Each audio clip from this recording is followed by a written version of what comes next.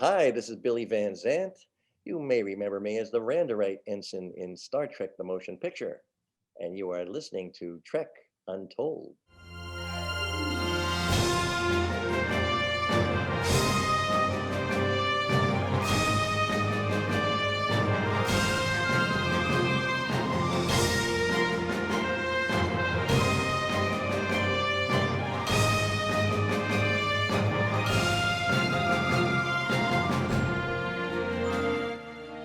Hello and welcome to Trek Untold, the Star Trek podcast that goes beyond the stars.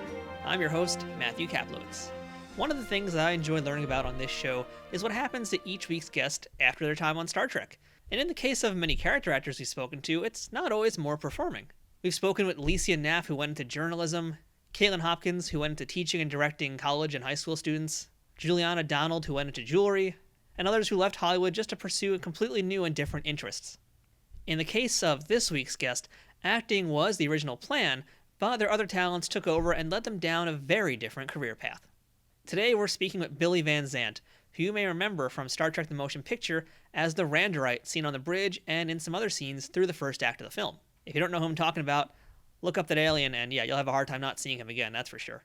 Billy's done plenty of work on screen, but the bulk of his career has in fact been behind the scenes, as a writer and producer for some pretty well-known TV shows, and a playwright in the world of theater. Alongside his writing partner Jane Milmore, the pair has written and produced shows with Richard Lewis, Jamie Lee Curtis, Don Rickles, Bob Newhart, Martin Lawrence, the Wayans brothers, D.L. Hughley, Brooke Shields, and John Goodman, just to name a few. Billy and Jane were also nominated for an Emmy for their CBS special I Love Lucy, the very first show, which was the first time the original unaired pilot for I Love Lucy was ever shown on TV. Aside from Star Trek, you've seen Billy on screen in Jaws 2, Taps, Life with Lucy, and several of the shows he wrote or produced. Billy offers a unique perspective into the entertainment industry thanks to his multi-talented abilities, and offers us a glimpse of his side of the world along with a peek at the original Star Trek movie, which I believe doesn't get talked about as much as it should. And as a side note, the day that this episode is being released marks the one-year memorial since Jane Milmore passed away after a brave battle against pancreatic cancer. So I'd like to dedicate this episode in her memory and honor her work just as much as we're honoring Billy's contributions today. So stay tuned, we've got a lot to talk about today. We're discussing Billy's new autobiography, we're discussing his time on Star Trek, we're discussing his run-ins with a lot of famous celebrities, and especially Lucille Ball. So this is going to be a good one, folks. But before we jump into today's interview, I want to ask you if you're following us yet on social media. If you're not, you can check out Trek Untold on Instagram, Twitter, and Facebook, and we update there constantly. It's the best way to find out who this week's guest is going to be in advance, and also potentially ask them any questions when we offer that option. So that's Trek Untold, one word, no spaces, on Twitter, Instagram, and Facebook. If you'd like to help support the show, you can check out teespring.com/stores/trekuntold to take a look at some of the merchandise we have there, which includes t-shirts, hoodies, mugs, stickers, and all sorts of other things. We'll be releasing new designs constantly, so make sure to keep an eye there if you'd like to support this show and show off to your friends how much you like it. You can also directly support this show by visiting patreon.com/trekuntold to become a Patreon.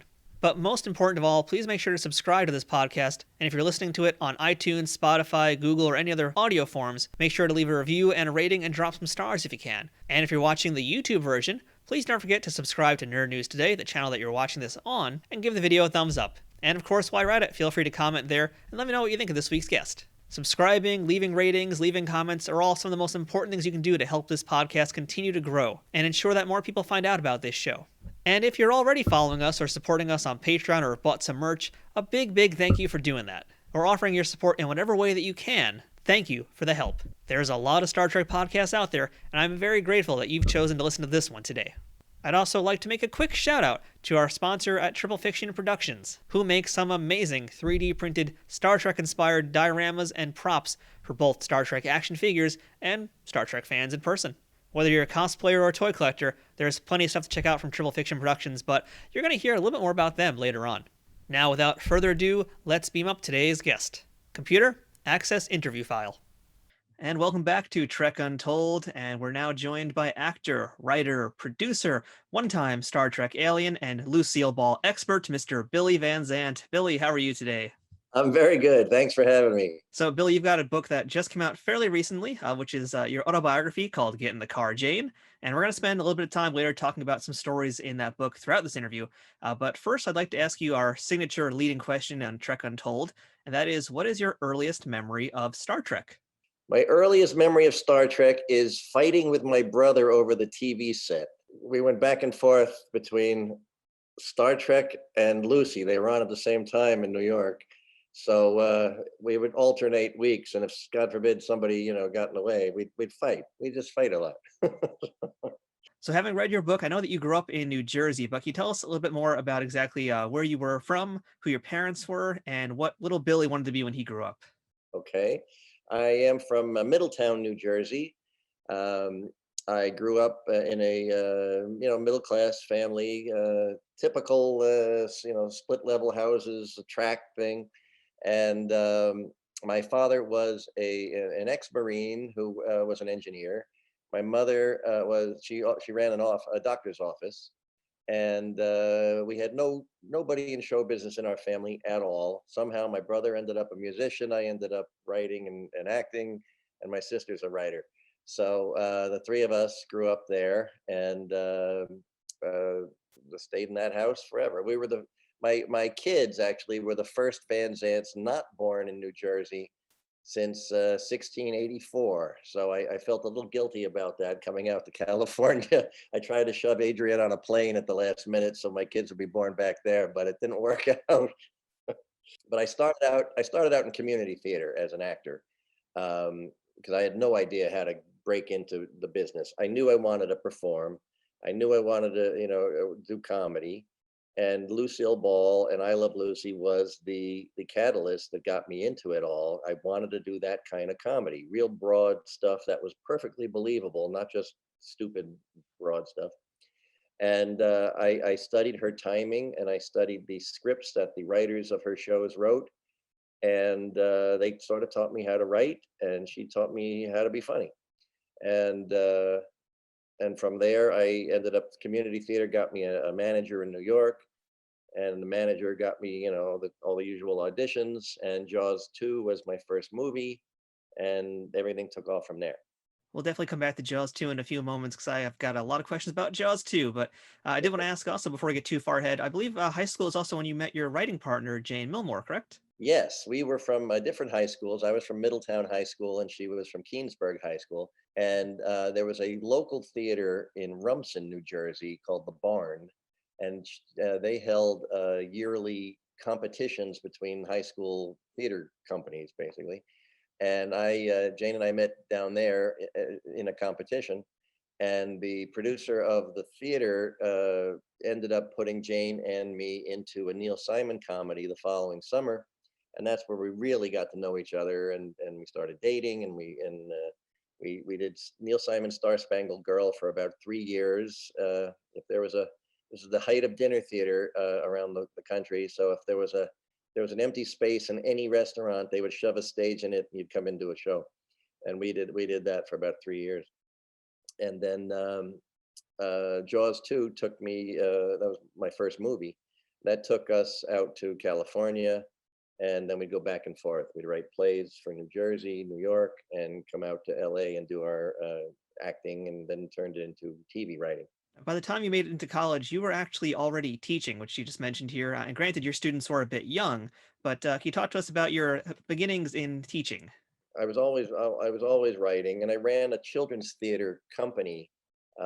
Wasn't with children; it was adults for children at that same theater. And what I would do is I would write a new show every week, and the poor actors who happened to answer the telephone ended up being in the show with no rehearsal whatsoever. I would say, okay, I need you there Saturday morning, and they'd get there at 8 in the morning. I'd give them the scripts. We'd rehearse till about noon, and then the audience would come in, and we'd do the show. It got me into a good mindset to write for television, because I was cranking things out. And but I would always, in terms of teaching, I would once I got into high school, I went back into the junior high I had gone to, and I directed plays for them, and I taught their kids. And I made a vow that since I didn't have any connection to show business whatsoever, that if I ever had any modicum of success, I would go back to my hometown, and I would. So I did that for. Well, I've done that for years, where I go to the high school and the junior high, and I talk to the kids because if they have questions, there's nobody to answer the questions. Um, and not, but the one thing I have learned is that there are no rules of how to succeed in this business. So unfortunately, everybody's looking for the quick fix of how do I get there? How do I get there? Well, there's many different routes to go, but I love doing that for the students. And when we go back and do our plays, I'm in California most of the time. When we go back to New Jersey and introduce a new play, I usually do it at one of the local colleges, and then I use the students, the tech students, and the design students. They work with my people, and they get a pretty good education doing that, and that's always fun to do too. I just think it's very admirable that you've been basically giving back to this acting community, to the theater community, since basically day one of your career, the early days of your career, and that you're still doing that today. So, I think it's a really great thing to do. So, thank you for doing that. Well, I enjoy it. Thank you. I mean, it's fun for me too. And it's got to be a heck of a learning process too, especially you mentioned having to make basically new shows all the time. I mean, you're basically creating at this young age to a very diverse skill set for yourself. That's going to pay off a lot more in the future. Yeah, I've always done about 12 things at once. I started as an actor, and then I wrote myself plays to give myself something to act in. Then I started directing so no one would mess up my writing. And then I started producing because I was doing everything anyway. So I did a little bit of everything. But by doing more than one thing at a time, if one thing doesn't work out, you move over to the left and do that one, finish that one. And while you're doing that, you're writing something that's going to be done down the line. So I'm never unemployed, and I've been lucky enough in a very weird profession. I've never worked outside of show business at all, ever. So let's jump into some Jaws 2 discussion now, real quick. Or I should say, let's dive into it. That's a terrible pun, so I'm going to resist using that. Okay. But yeah, you mentioned Jaws 2 was your very first film, and that's got to be a real big deal for you, just coming right to Hollywood and getting in what should be the sequel to one of the greatest blockbusters of all time. And it turns out to be maybe not quite as much of a blockbuster. But what can you tell us about your Jaws 2 experience? It was phenomenal. It changed my life. I most of the kids in that film, it was our first film, and it was a great learning experience. I was on that movie for 11 months, and I was part of the original cast. They had a John Hancock, who did Bang the Drum Slowly, was the director, and his wife Dorothy Tristan was the writer. And after 4 weeks of rehearsal up in Martha's Vineyard, and we started shooting a little bit of the film, um, they let him go, they let her go, and they sent all of us home. And I got a phone call 2 weeks later to come to Florida because we were going to start up again. And when I got down to Florida, there was a new director, there was a new writer, there was a whole new cast. And I still don't know why I wasn't re-auditioned, but a lot of my friends had to fly out to LA and audition for the new director. I didn't do that. I just showed up in Florida and was like all these new faces. Um, and it was quite a learning experience, I will say, because when you're doing that kind of a blockbuster, there's really no time for the director to really work the little nuances with you, because they're too busy lining up the boat's going to hit here, and then you're going to jump in the water there, and the shark comes in here. So I learned as I went. And the first day we got there, Murray Hamilton, who played the mayor, came up to me and a couple others. And first words out of his mouth to me, and this was my introduction to making a movie. He said, "They'll kill you. They'll kill you. As long as they get the shot, they won't care." And then he walked away. So that was my introduction to making a movie. And so in Jaws 2, I was in the original version. I was Quint's son. I was Robert Shaw's son. That went away by the time the rewrite came. And I had a fantastic gruesome death at the end of the film, I've seen where pictures of that. That is pretty gruesome, yeah. it was great. I got the original one was I got chopped in half. I was swimming towards shore. You see me push through the water. Roy Scheider takes my hand and pulls up only the top part of me, and then throws me back in the water. That was too gruesome, and they were afraid they were going to get an R-rated movie, so they did a simpler version, which was still gruesome, where my legs got chopped off while I was paddling on a pontoon. That got changed. And finally, they had a stuntman get on the pontoon of the boat, and the shark came crashing down on top of him. And the shark and the stuntman and the pontoon disappeared under the water. And I saw it in dailies the next day. And I went up to David Brown, the producer, and I said, "That doesn't look like me. I want to do that." And he said, "Well, what?" I said, "I want to do that. There's no reason I can't do that." I had a little Buster Keaton complex. I think I wanted to do all the stunts. And he said, "Well, okay, we'll let you do that, but we'll reshoot it. But it has to be the last thing we shoot." I said, "Why does it have to be the last thing we shoot?" He said, "In case you die." So we filmed it. They put ropes around my waist. They put me on that pontoon that you can see pictures of now. And the shark came crashing down on top of me, on mechanical track, like a roller coaster track. And the shark and I disappeared underwater at the same time. And looking back, it was one of the stupidest things I ever did in my life, because I had tons of metal coming down on top of me and scuba divers yanking me with ropes to get out of the way underwater.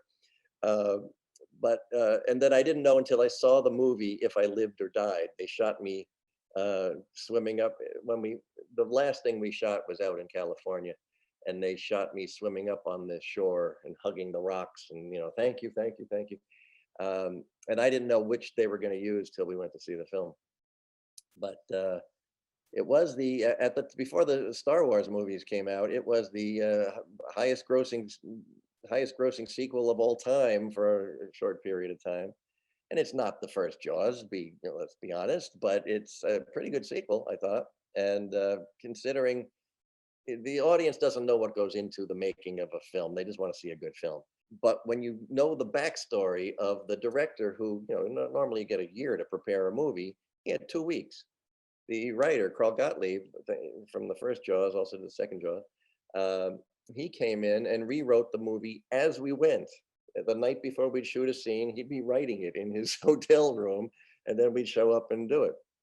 So knowing that, those two guys pulled off an amazing job. And it plays every 2 minutes on TBS, or so it's been very good to me. Do you have any stories about working with Roy Scheider? Roy did not want to be there at all. He had he was supposed to do The Deer Hunter, and they wouldn't let him out of his contract because he had in his clause to do a sequel to this. So he was there against his will and had to give up that movie. He barely talked to any of us kids. He just he was there to do his job, and if he wasn't filming, he was sitting on a lounge chair in a Speedo with one of those metal sun reflectors under his face. That was my image of Roy, is sitting there with that thing under his face. He was a perfectly nice guy. Keith Gordon, who was in Jaws 2 and played the younger Roy in All That Jazz, he said he was a completely different guy on that movie because he wanted to be there for that one. And he said he's a real nice guy. But I never really got to talk to him that much. Although they threw a birthday party for me, for all of us, because we were there 11 months. But at my birthday party, he did give me a Farrah Fawcett puzzle. So I still have it somewhere. I never opened it. Her poster was made into a puzzle. So that was from Roy. That's a pretty good Roy memory, just having that puzzle. I want to see that puzzle now too. But so I've got one other story I wanted to ask you about before we jump into Star Trek. And that's, as you mentioned earlier, that Lucille Ball was one of the primary reasons you wanted to pursue acting and you wanted to go to Hollywood. And I read in your book that you actually did get to meet Lucille early on when you first got to Hollywood. So I'd love to hear that story. And then just also the fact that you did get to work with her in '86, a few years after your Star Trek appearance on her show, Life with Lucy. You got to do a scene with Gale Gordon. But let's just start at the top, because I really, in your book, you write about this, and I love hearing the story. Let's just first start with the first thing you do when Billy Van Zandt gets to Hollywood. Yeah, most people would go to the Hollywood Bowl or Dodger Stadium, or I went straight from the airport to Lucy's house because I wanted to meet her. And so I pull up in front of her house, and Jane, who was my girlfriend at the time, she hides under the dashboard because she sees me getting out of the car. "What are you doing?" I said, "I got to go meet her." And so Jane hid in the car. I walked up the brick walkway. I knock on the door, And a houseboy answered the door, and I said, Billy Van Zandt's here to see Lucille Ball. And he said, she's not home, slammed the door in my face. I got back in the car and we drove away. 10 years later, I had now gotten to know her and been invited to her house. So we're sitting in the house, we're talking about a bunch of different things. And I said, did you ever meet Charlie Chaplin? I said, I can see his work in your work, but I never saw a picture of the two of you together. And she said, no, I never met him, but I'll tell you a story. In 1976, my husband and I were in Switzerland, and I found out where he lived. So we drove over to his house, but Gary wouldn't get out of the car. He was hiding under the dashboard. So I got out and he said, where are you going? I said, I'm going to meet Charlie Chaplin. And she walked up the brick walkway. She knocked on the door. She said, a big fat housekeeper answered the door. And she said, Lucille Ball's here to see Charlie Chaplin. And she said, he's not home, and slammed the door in her face. It was pretty mind blowing for me to hear that story, almost word for word of what happened to me. I'd never told her my version of that story because we had just, prior to that, had just been talking about how her house was right on the corner and accessible to the street. You know, there's no big wall or anything. And they said, oh no, if fans get out of hand, we just, we press a button and bars come down over the ceiling, over the windows. So I thought, well, I better not tell them my story or they're going to throw me out of here and put the bars down. So, but meeting her was fantastic. I got to work with her, which was phenomenal for me. And Ann Dusenberry, who was in Jaws 2 with me, was cast to play her daughter on the final series. And she called me as soon as she got the job. And I immediately jumped on a plane, I'm going to meet Lucy. I want to work with her, and I ended up, I did get to work with her, which was phenomenal. That was pretty, a kid in a candy store for me. It was great. Yeah, I got to actually find that episode on YouTube. I don't know when the last time is that you've seen it, but it is on YouTube. Oh, is it? And that episode is called Lucy Makes Curtis Bite the Dust. So if anybody wants to see it, you guys can check it out. I'll try and put some links up somewhere in our social media. But your appearance comes, I think, towards like the third act of the show. And yeah. You're a delivery person, and you get to do a scene with Gale Gordon, which I imagine must have also been really amazing for you. It was so cool. The first day I walked onto the set as an actor, the first week I was just there to watch. And then I found a script and I saw a role for myself. So I went and forced my way into the casting director's office, who probably should have called the police. And I insisted I had to have an audition. So I ended up getting that part. And the first day I walked onto the set, the following Monday, Gale came up to me and stuck out his hand and said, welcome to the family. That was pretty cool. And the plot made no sense. It made no sense at all. Lucy does something on the hardware store's computer, and then the whole world thinks Gale Gordon is dead. It couldn't happen. It didn't make any sense. But I wasn't complaining. I got to work. I got to work with them. So it was great. Trek Untold will return momentarily. Trek Untold is brought to you by Triple Fiction Productions. If you're a Star Trek cosplayer looking for props, or toy collector looking to spice up your shelves, Triple Fiction Productions has you covered. Triple Fiction Productions produces affordable and unique 3D printed Trek-inspired products from the original series, Next Generation, Deep Space Nine, Voyager, Enterprise, and the movies. You can expect the same amount of care and attention to detail in any of the items in their catalog, whether it's a prop replica for use in a fan film, or part of a cosplay, or accessories and playsets for figures from Playmates, Migos, or Diamond Select. Own your very own tricorder or phaser rifle with working lights, the bridge of the Enterprise E for your Playmates figures, or any other item from countless species and ships from the Star Trek universe. All products are 3D printed in the USA and are constantly evolving and improving based on fan feedback. To learn more about their products, visit them at triple-fictionproductions.net or on Facebook at facebook.com/triplefictionproductions. Triple Fiction Productions, taking Star Trek where no 3D printer has gone before. Hi, my name is Walker Brandt, and I was privileged to play the role of Cadet Hajar in the episode The First Duty, Star Trek The Next Generation. I was also a guest on Trek Untold a few months ago, and during my interview with Matt, I introduced my new book, Awaken, Discovering Yourself Through the Light of Your Innocence. The dedication in Awaken reads to the human spirit, the final frontier within. I'm a Trekkie, I'm a fan, and I have always believed that the final frontier is our unlimited imagination. And the reason I wrote my book is to support the reader, to always remember that when you combine your unlimited imagination with your innocence, that playfulness as a child where you had no fear about the unknown. In fact, every single day you woke up into the unknown and you wanted to explore. That's been my journey. And that's how I believe that we change our reality for the better together, because we're all creators and we're all explorers. So I ask you, what excites you? How will you expand and go where you've never been before? What steps will you take to embrace the unknown? So Awaken, Discovering Yourself Through the Light of Your Innocence, is there to support the reader, to share my journey, to let you know you're not alone, to let you know that if you've been through challenges and difficulties and times in your life where you felt like you just couldn't go on, I've been there with you. And this book is there for you to encourage you to keep getting back up and moving forward into the adventure. So I hope you have a chance to read it. It's titled Awaken, Discovering Yourself Through the Light of Your Innocence, and it's available on Amazon. And it's a #1 international bestseller. So I hope you get a chance to get on that journey with me. And if you'd like to reach out to me, you can find me at walkerbrandt.com or on my social media, Facebook, Instagram.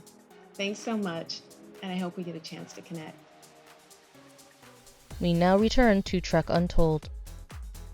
All right, so Billy, let's beam into our Star Trek discussion, and your appearance in Star Trek was in fact in the Star Trek The Motion Picture, the very first one ever. You got to play one of the Rhaandarites, which is one of the most bizarre, interesting, unique aliens that I don't think we've ever seen of the franchise again. So you were the prototype, and I think one of the last as well. I ruined it for everybody else, I guess. It was funny. I interviewed with Robert Wise, which was just mind blowing to get to work with him. Such a legendary guy and such a nice guy. And at the audition, this never happened, but this is what he told me. He said, it's possible Leonard Nimoy is not going to come to work and do the film. So you may end up being the new alien. And I was like, yeah, I could be the not new Spock, but I'd be whatever I was. And he said, well, you never know. The next day, of course, Leonard Nimoy showed up for work, and that didn't happen. But watching Robert Wise work was pretty fantastic because he, as you know, he was a legendary editor, Citizen Kane and all that. He shot the movie according to his edit. So if you had a master, everybody in it, he'd only shoot enough of what he wanted, then he'd cut. Then he'd do a close-up for a couple of lines and cut. You can't re-edit his films. He did it exactly the way he wanted it. And that was pretty interesting to watch. They did, I had this big bumped forehead, and yellow contact lenses, which I think were painted with house paint. I couldn't see a thing through them at all. And I back then I weighed, I must have weighed 45 pounds. I was so skinny. And I did about an hour's worth of makeup every day. Ve Neill did my makeup. And in the chair next to me would be Leonard Nimoy with the script, scribbling. And so he didn't talk to me, scribbling. And then, about an hour later, William Shatner would walk in and say, good morning. And Leonard would say, okay, Bill, in this scene, instead of saying this, you're going to say this, and then I'm going to do this, and then you're going to say this, and I'm going to do this. And Shatner would just go, okay, whatever you want. That was William Shatner and Leonard Nimoy. The work ethic was two different things. Bill Shatner, I loved working with. He gets a bum rap from people. I don't know why. I didn't see anything other than a really professional, great guy. And there was so much secrecy involved in the first Star Trek movie. I was not allowed out of my trailer, period. I had to eat lunch in there. There was special security all over the lot because God forbid somebody knows anything about the Star Trek movie.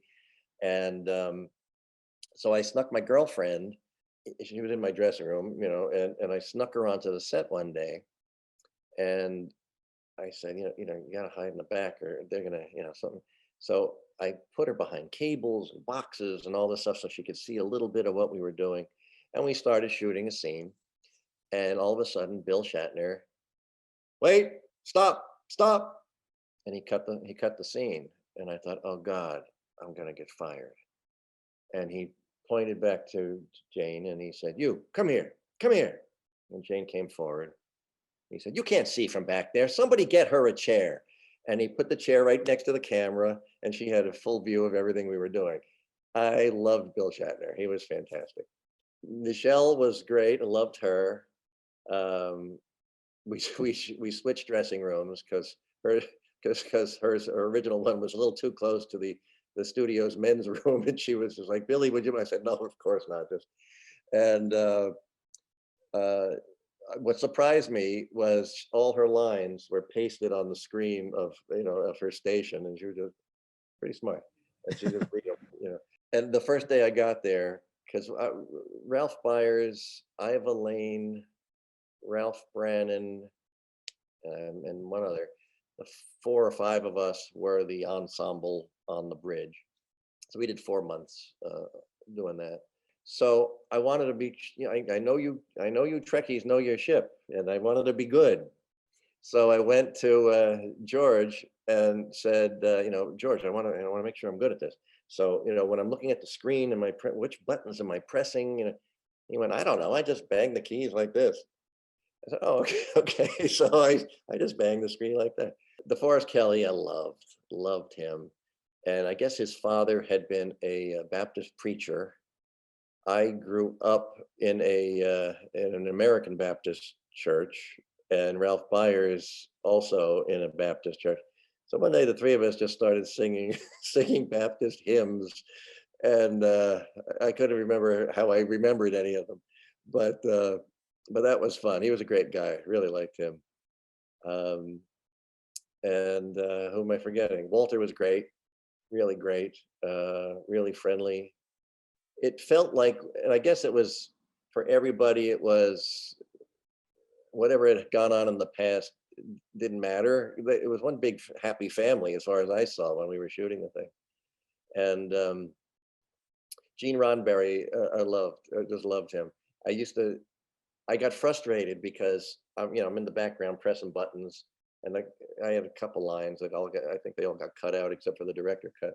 But I was frustrated I didn't have enough to do. So I used to write letters from Robert Wise to Gene Roddenberry, and from Gene Roddenberry to Robert Wise, and I'd slip them the notes. Gene, Robert Wise said to give this to you, and it would say, we have to give Billy much more to do, and let's give him a good death scene if we can't, and you go back and forth that way.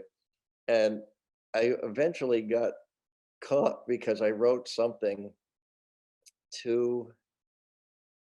I guess I wrote it to Robert Wise, commenting as if I was Gene, talking about how low he wore suspenders and his pants were always hanging off of him. And I basically insulted the poor man about how low his pants were. And Robert, if you get a chance, could you buy me a belt? Because my pants keep falling down. And it had caught on to the point where the guy who ran the boom would be reading it, and everybody on a headset would hear the whole thing. And I didn't realize at the time, I thought it was just a little private joke going back and forth. And suddenly everybody started laughing. And then Gene apparently was standing right next to whoever was hearing the thing. So he heard me insult his wearing of the pants. But really nice guy. And it's funny, I never made the connection that Lucille Ball okayed the show. I wish I'd talked to them about it. So there's another tie-in. And she didn't just she saved the show, really. It's a whole other story for a whole other episode. We've actually talked about that in the past. We've had Mark Cushman, who's a Star Trek historian, come on the show, and actually he told us the exact story of what Lucille Ball really did to help save Star Trek. So yeah, crazy connection. Fantastic. And then I think the next movie I did was Taps at a military academy, and my character, not by my doing, it was just in the script, just happened to be a Trekkie watching Star Trek. So it was kind of fun for me to tie it all together. Being a viewer of the original series back when it first aired, there are some pretty big cosmetic changes to Star Trek: The Motion Picture. And we're talking not just the change of the ship design, but more so the wardrobe and the costumes, the makeup, all that kind of thing has kind of changed in the years that it's been since that first series aired. So when you first came on set and found out what your costume was going to look like and what this was the new Starfleet uniform was, how did you feel about that? I hated those costumes because they could have been put on intravenously. They were so tight, and we couldn't. They had slant boards because God forbid you have wrinkles behind your knees if you sat down. So it was uncomfortable the entire time, and and luckily for the regular guys, nobody had put on any weight at that point, so they got away with it. They couldn't get away with that as the series went on, but they got away with the initial one. But I somebody told me that my costume sold for like 30 grand at some eBay was thing. If I'd known that, I would have stolen it, but I never took anything home from that show. But yeah, the costumes were tight to say the least. Yeah, thank God I was skinny back then. We also just recently interviewed Steve Neill, in fact. And were you aware of the nickname that they had for your alien? There were a couple actually. There's one I read that I never heard was Bumphead or something like that. But Ralph Byers, our little ensemble, referred to me as the geek because I just looked like a geek in a circus, I guess. And I just found some old photos taken the first day they did the makeup too, and it says, the geek and Ralph.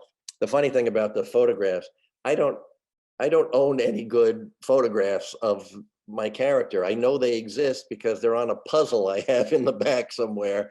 There was a jigsaw puzzle with a good color picture of me on it. It's like, oh, I never saw that. But so I took one, or Jane took one, and that had been the one I used forever. When anybody said Star Trek, I said, oh yeah, my brother used to keep it in a frame on his piano with no explanation whatsoever. So people would come in and see this horrifying looking thing. What is that? Oh, that's my brother. And no explanation that was from Star Trek. It's just, oh, that's my brother. And people would go, oh my God, you poor guy. It's a very, very, very unique alien design. It's kind of like David Lynch made a Star Trek character. It's very unique is really the only word I can say. That's all I'm going to keep about that one. But do you remember if the makeup for that character had changed at all from when you did those first tests to when you actually made it on screen? No, It's no, always it the was same. Okay. exactly the same. They did a mold of my head, which is actually on top of the bookcase up there. But for some reason, I remember having a straw in my mouth and thinking I was going to choke to death. But the mold is only from the nose up for some reason. I guess because I didn't have to build anything down here. That was exactly what it was supposed to be. What I didn't know until the movie was over was that I was a teenager in a teenage Rhaandarite. Apparently, they live a couple hundred years. So, but no, the weird thing, I don't think anybody knows this. Robert Wise told me because my voice, you can hear my voice, is rather distinctive and it's a little cartoony. I said to him, "What do you want me to do with my voice?" And he said, "Oh, don't worry about it. We'll do something weird to it in post." I said, "Okay, great." So I just said my lines. Well, they didn't change anything in my voice. So when you see the director's cut, it's Billy in a mask, basically talking. So that was kind of odd, but he never did anything with it. Yeah, and we talked earlier about Robert Weiss and his directing style, and I have to say, just rewatching the movie again, as much as the movie for me turns into kind of a slog once the Enterprise actually lifts off into space again, I think it's one of the most beautifully shot Star Trek films of all time, and especially editing wise. I mean, again, some things get a little slow, but that's kind of what the genre of sci-fi was at the time. It was trying to be that 2001 Space Odyssey kind of film, Yes, that's but right. but it was beautiful to look at, and some of the shots were gorgeous. I'm curious what your thoughts are when you first saw the movie when it was first premiered versus, let's say, 20, 30, 40 years later. Oh, it was quite exciting. It was really exciting because I saw it at I can't remember the name of the theater now. It was in New York for the premiere, and to see that on a huge screen because I had Mr. Wise had nicely put a little edit thing of one of my bits together and showed me on the set one day, and I was like, "Oh, this is really fantastic." But just to hear the music on the big screen was phenomenal, and the first shots of of the ship. I mean, looking back, it's incredibly slow, but I remember the audience going nuts for it, because how long had they been waiting for that film, yeah, it was very exciting. And I liked everybody in it. I thought Stephen Collins did a good job, and Persis Kambata did a good job. There was one day that Franklin Seals, who that was the other one. Franklin Seals was also on the ship on the ensemble with me. He came in with a batch of pot brownies, but never told anybody they were pot brownies. I wasn't there for that, but the entire cast got bombed on these things, and I think they ended up cutting the day short. But Franklin, really, really good actor too. He got cast in the movie The Onion Field, one of the three leads, and they had to negotiate to get him out of the show, so they killed his character. And that's when I started writing, well, if he can get killed, kill me too, kill me, give me something to do. But the funny thing is, right before the movie came out, it was the only time I've ever been invited to a Star Trek convention. I don't know what I did, folks, but it was the only time I ever got invited. It was before the movie came out in New York, and the people who asked me to come were really sweet. They put me up. And I saw all these signs throughout the convention that said, "Surprise guest from Star Trek the Motion Picture," without my name. And I thought, what are they doing to me? Everybody's going to think it's Nimoy or Shatner, and it's going to be me, and nobody's going to know who I am. This is humiliating. You Trekkie guys, I came out, they said, Billy Van Zandt, you knew everything about Jaws 2, you knew about my plays, it was crazy how well researched everything was. And I had a fantastic time, and I did a Q&A, and it's the only time I've ever been invited. My ex-wife, Adrienne Barbeau, she was in one of the Star Trek TV shows, and she goes to these conventions out in Vegas, I guess. And at one point she said, my husband's in Star Trek the Motion Picture, would you like him to come? No, that's okay. So I don't know what I did, but if the world ever opens up again, invite me back. I hope we get to meet you at a convention one of these days too. And I'm glad you brought up Adrienne Barbeau, because as you mentioned, she was actually in Star Trek Deep Space Nine. She was Senator Kreetok, and I was going to ask if you had a chance to visit the DS9 set when she was appearing. I didn't, and I don't know. I must have been working or out of town or something, because I would love to have gone. I really would love to have gone. But she had fun doing that. She did a couple episodes of that, I think. And you already mentioned your other indirect Star Trek reference, Star Trek connection, which was TAPS, which of course George C. Scott, Tom Cruise, Sean Penn, Giancarlo Esposito. Your character was Bug. Can you just tell us anything about why that character was so obsessed with Star Trek? Well, why did they write that in there? Why was it so important to his character? They had me obsessed with Jim Morrison, which didn't fit. That one didn't make any sense to me, but also it was Star Trek.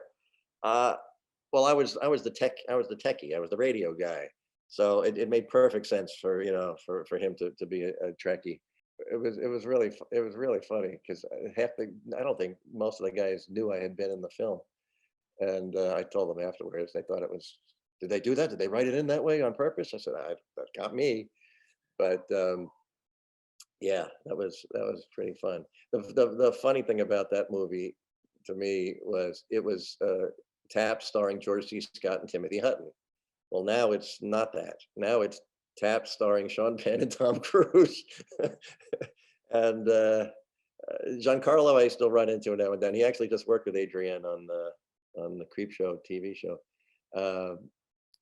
I'm so happy for his success. He's so good. And Sean and I palled around for a couple of years, and Tom to a lesser degree, but Tom was always career focused.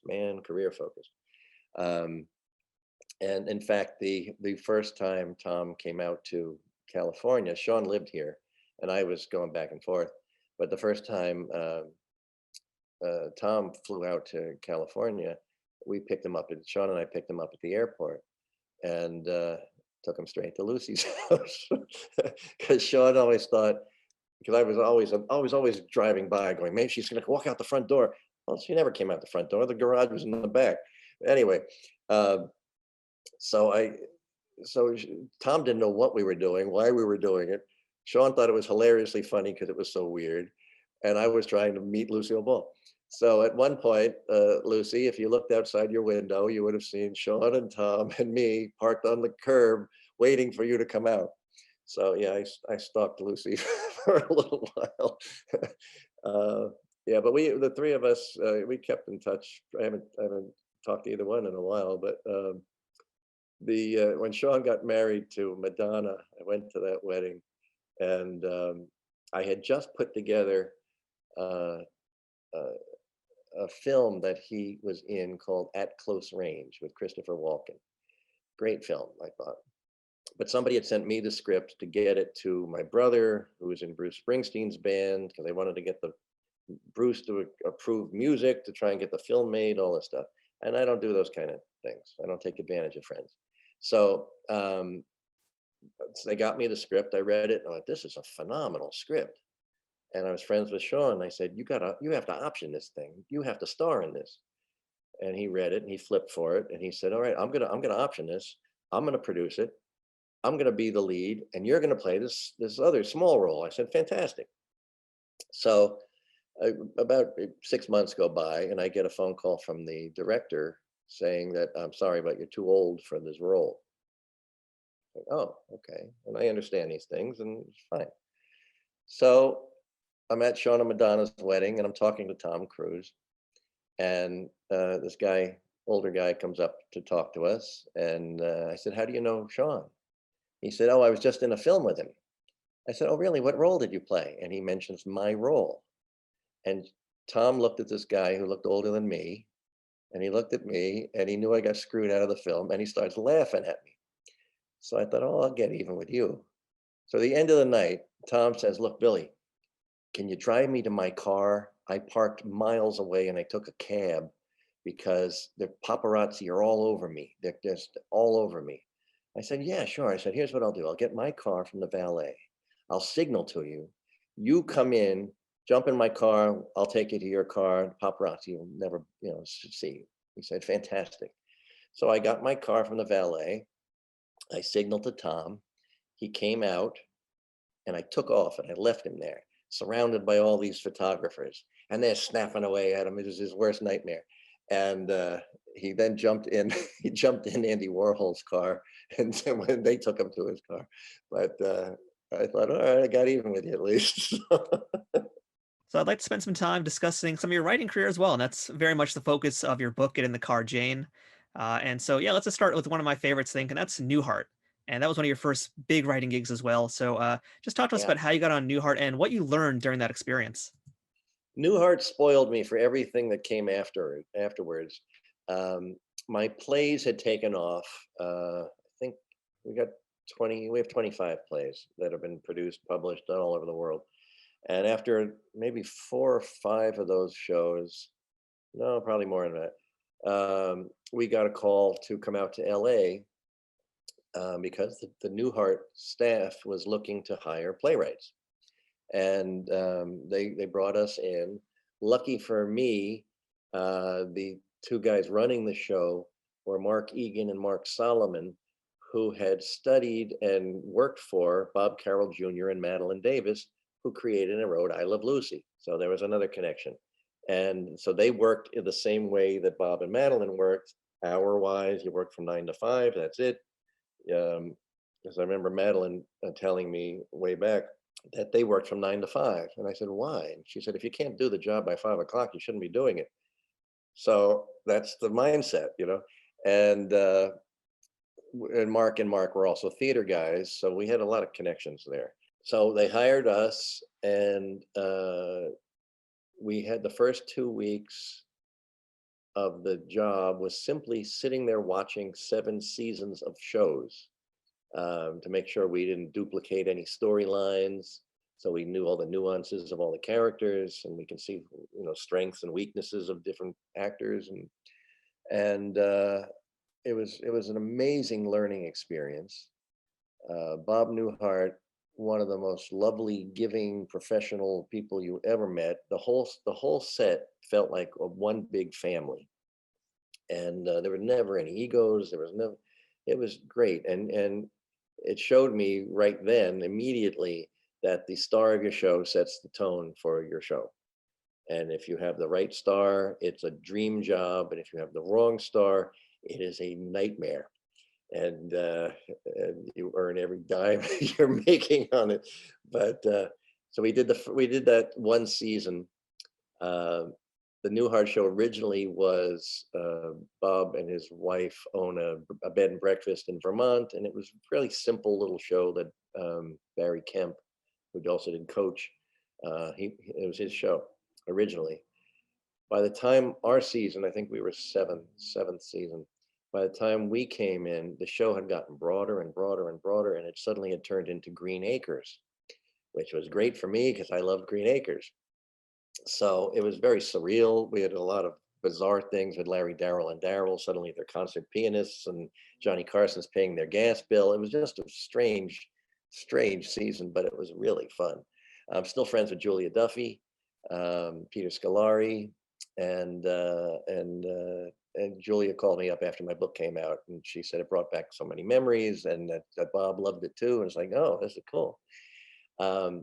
And then I also got the chance on that show to write for Don Rickles for the first time, and then we ended up creating a show for him later on. It was just a dream job, and the funny part for me was you did it like a play. You shot it on Friday nights at 7 o'clock, and every scene was one take, and then move on to the next scene. So you were done in an hour and a half, and we had to be done in an hour and a half because Bob Newhart had a standing dinner reservation at 9 o'clock down the street, and God forbid you blow that for him. So it was just, you shoot it, you're done, and it was great. And it ruined me for everything that came afterwards because a lot of producers like to do 4 or 5 takes. You're there till 3 a.m. We didn't do any of that. Yeah, moving from dream jobs to nightmare jobs, as you mentioned. The one, I don't want to give away everything that's in the book because I really want folks to read all these Oh, yeah. stories in particular, but you worked on Martin Lawrence's show, Martin, and that sounded just like one of the, reading that gave me heart palpitations. I feel so bad for you. That sounded like a terrible experience for a show that was really good. But yeah, just tell us a little bit about working with Martin and just the challenges and the difficultness of. I will say, in his defense, he was no question, he was difficult to work with. He would threaten to kill us if the scripts weren't funny, or that kind of stuff, and and mean it, by the way. But I will defend him this way: that when you're a stand-up comedian, you've been your own writer, producer, director for however many years you've been a stand-up comedian.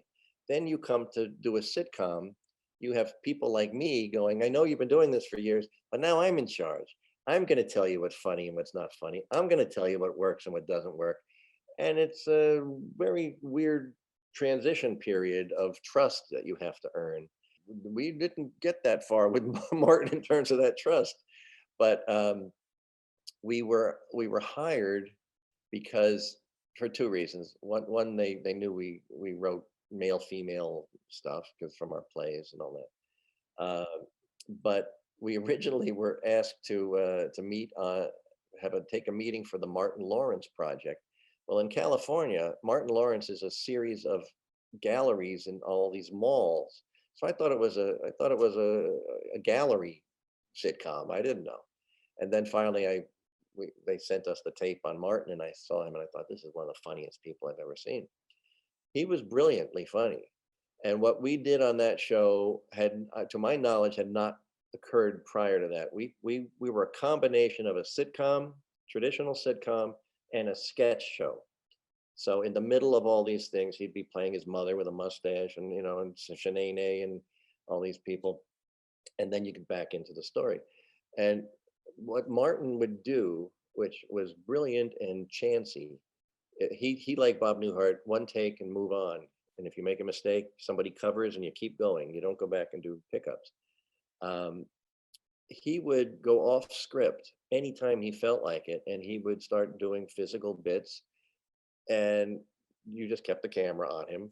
And thank God for Tisha Campbell, who she had the toughest job of all. She had to find him as a character. She had to find him hilariously funny.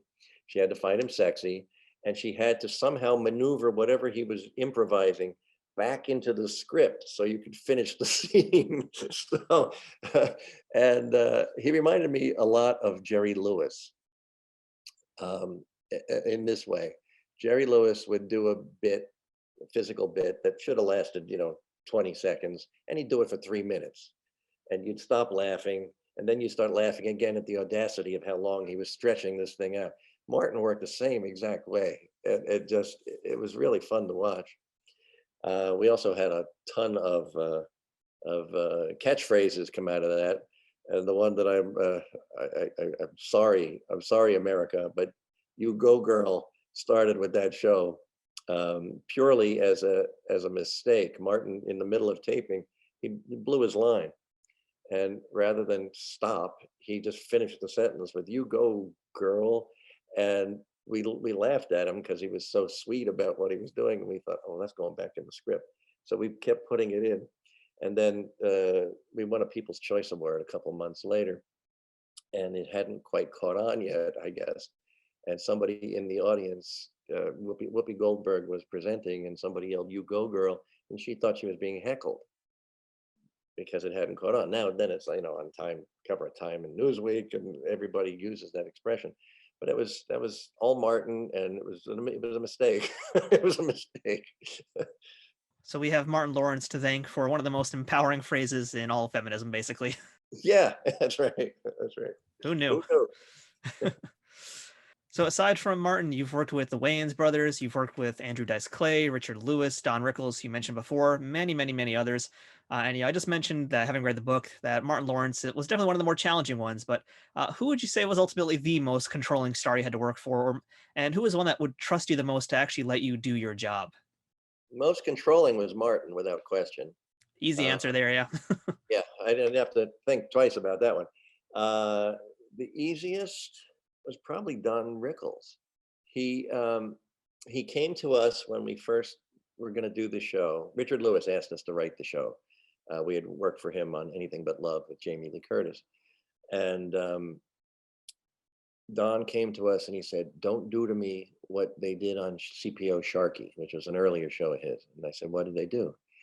He said, "They would say Don enters, and then they'd leave it up to me to figure out the insults of all the people standing around me. Don't make me do that." So we didn't. We wrote it all out for him, and he was happy to get it that way.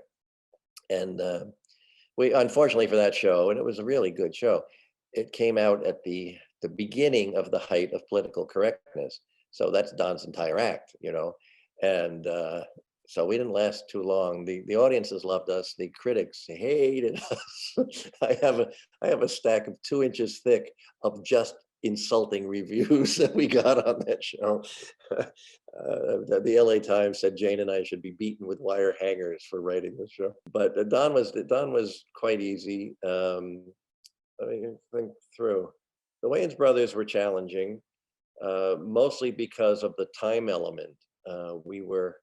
We had to we came in late to that. We had to replace somebody, and we had to create the show, write it, cast it, and film it and edit it and turn it into the network in 5 weeks. That was a rough 5 weeks. The nice thing with them was we would bring them into the writer's room and they could act out stuff before we put it in the script to see if it worked. So it's like, oh, that's good, put it in. And you don't get that luxury with a lot of stand-up comedians because they think everything that comes out of their mouth is brilliant, but they were part of the team, the writing team. There was no star ego involved in that. But I've worked with we worked with a lot of great people, mostly stand-up comedians. And I think the thing to do when you're working with a stand-up comedian, which a lot of people don't do, is you have to trust that they know their product. They know why they're funny, what makes them funny, and you got to listen. To a degree. I mean, we still have to be the people at the end going, no, that didn't quite fit the story. Because when you're writing a sitcom, if you're writing any comedy, any good comedy, if it doesn't propel the story, it shouldn't be in the script. I don't care how funny it is, take it out. And so That's what we learned. And I also from Phyllis Diller, one of my stand-up heroes from the old days. She taught me, if you have the most brilliant joke in the world, but only 80% of your audience gets it, it's the wrong joke. Take it out. Put something that 100% of the audience is going to get. And at first you're like, I don't want to do that because that joke is so. And then you realize, no, I'm alienating people if they're not understanding the joke. So, um, so that's another little tidbit of writing. I'm glad you mentioned Phyllis Diller because in your book, you write about how you helped get a lot of some of these older actors some more working gigs, like Kay Ballard, Elaine Stritch, Garrett Morris. That was another very admirable thing that you did to kind of help get these people back into the spotlight and remind them that they exist. So I wasn't doing it for them. I was doing it for me. exactly, yeah. It was a kid. I finally got some power, and I thought, all the people that I used to watch and that I loved, why aren't they working? Let's bring them in. So we did. We ran the one that I was the proudest of pulling off was I got Hunts Hall from the Bowery Boys out of retirement to do a bit part on the Don Rickles show, and he was so sweet, just so sweet.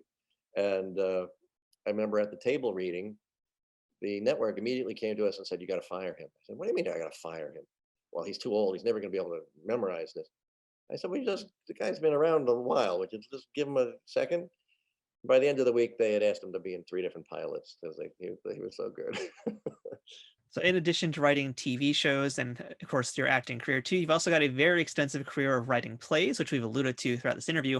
And just to name a few of those shows, those are the things that you've also starred, as well as Jane Milmore. She was in many of those too. We're Yeah. talking shows like Drop Dead, High School Reunion, the musical, Confessions of a Dirty Blonde, The Property Known as Garland, which I believe Adrienne Barbeau was in. But the one I want to discuss today that I think our viewers might want to hear the most about is You've Got Hate Mail. I feel like it's still a very topical, timely play. Can you tell us a little bit about that really great premise?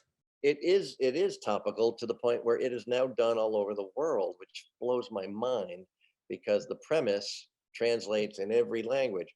This is actually the story of Jane's divorce told through emails.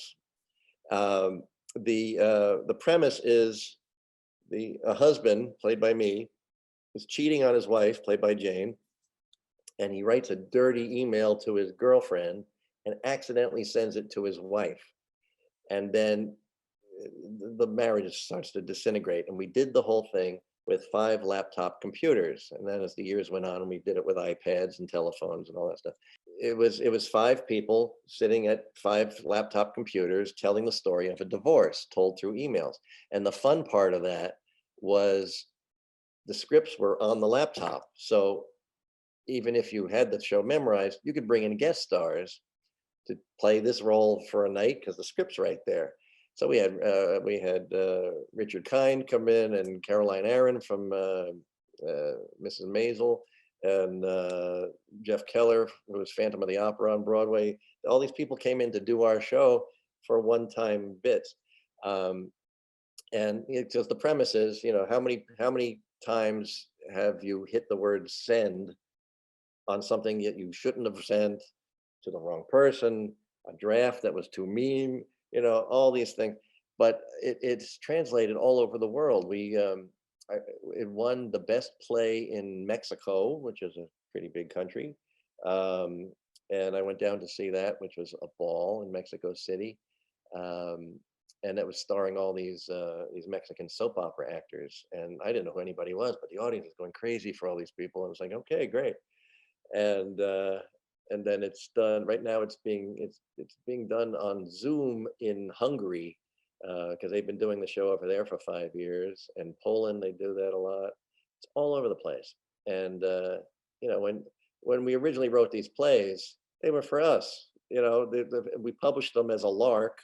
The shows took off, but never in my wildest dreams that I think they'd be doing them in other languages around the world. It's pretty cool. What I find interesting now is you mentioned that this is being done via Zoom, and unfortunately, we're still doing this episode during the COVID-19 pandemic, and theater in particular has been hit so hard. The industry is going to be devastated for years to come, I imagine. Yeah. What's your thoughts about how theater is going to be able to make a comeback once there's a vaccine or once things hopefully get better? Can it make a full-on comeback? Yes, I would say by the time there's a vaccine, a working vaccine, and everybody's gotten it, I think there's going to be a wave of people who go, I'm not trying that first one, I'll get the second one. But I think if you try to create, a lot of theaters out here are doing this, where they're taking out every other seat out of their theater, and still nobody's going to go, I don't think. Um, and tell me what theater can survive on 50 or 30% capacity. You can't. Right now, full capacity theaters still have to have fundraisers just to survive. So I think we are screwed till probably fall of next year, unfortunately.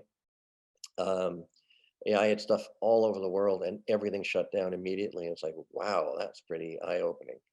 And Europe just started back doing some of my shows, and now that's stopped again too, for the most part. So I think you're going to see a lot of Zoom theater, which some of them are fantastic, and some of them are like, yeah, you shouldn't do this.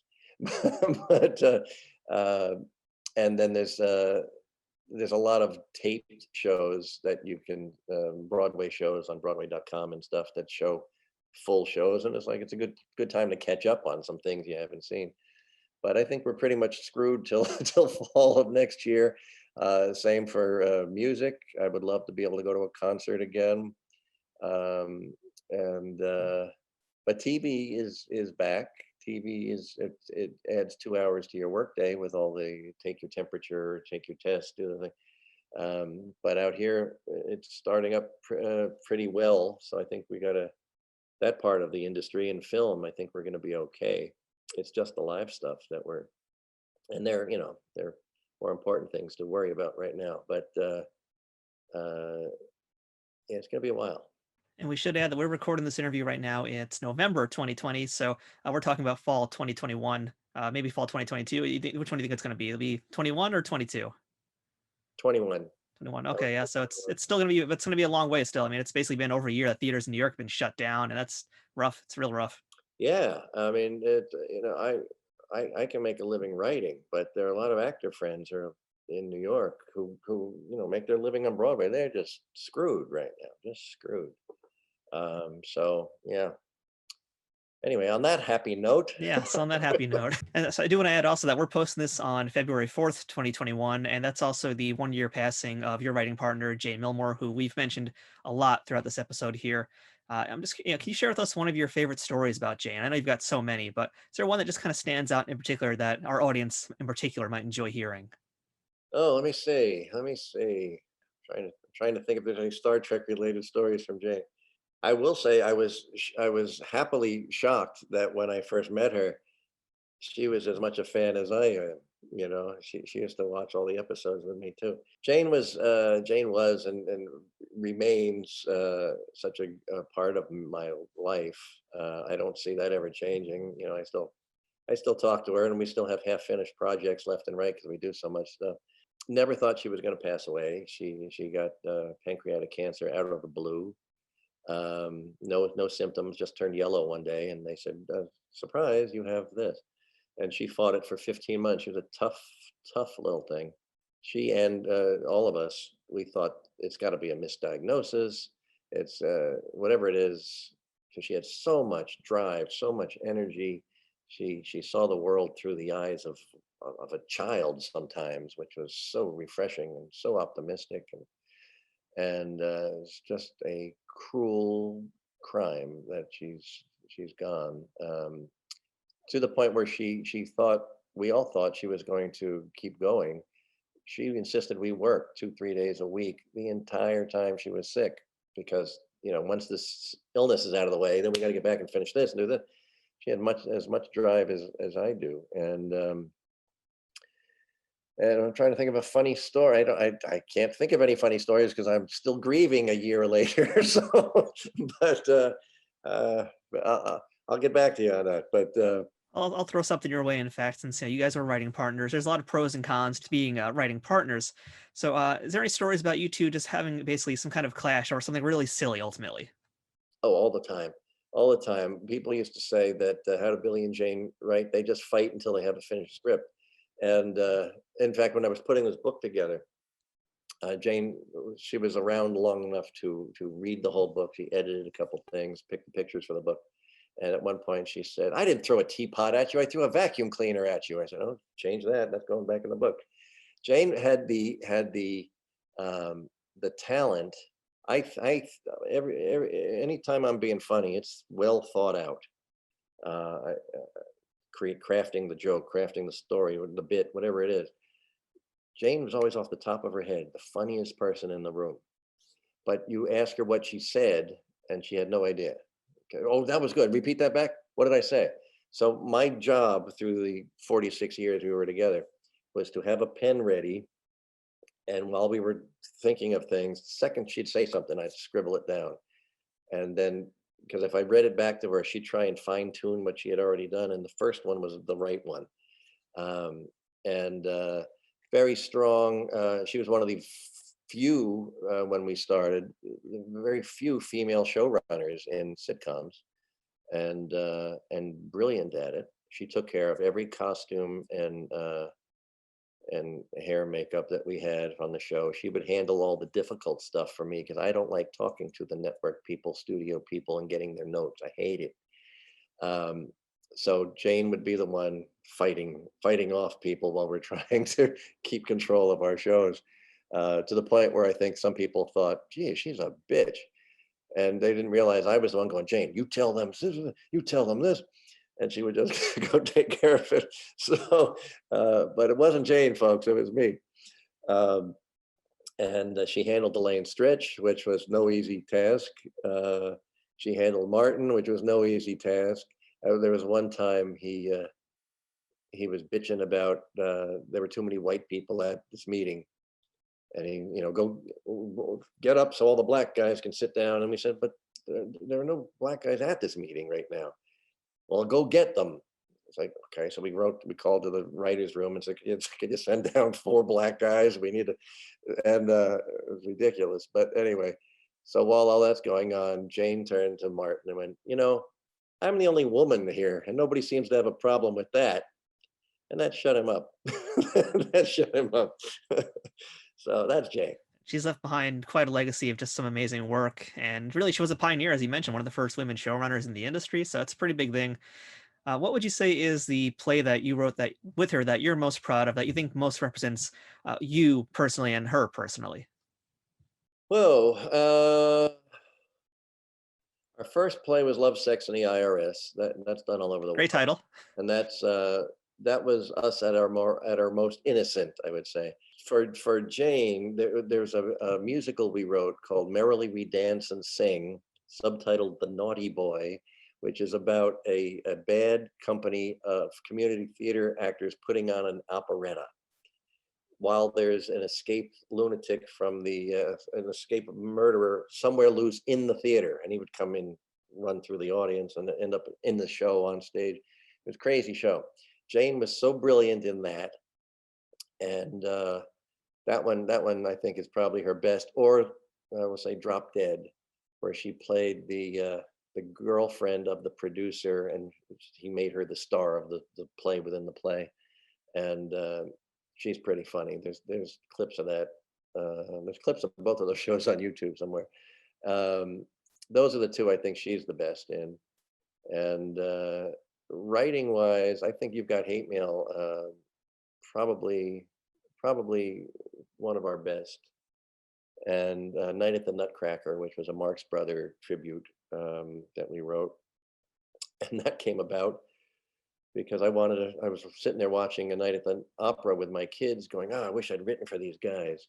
And the next day I went into work and I said, "I know what I want to do the next show, Jane." And she said, I know what I want to do. I want to do a Christmas show."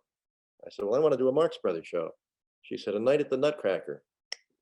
Sold. So we had the plot in 5 minutes, and that one's really good. You can see that a little clip of that on YouTube too. Thank God for YouTube. But Jane's mark is on everything we did, and things to come, because I have a treasure trove of half finished things that we started. So she'll be around for a while. Well, I look forward to seeing those projects come to fruition at some point, hopefully sooner than later.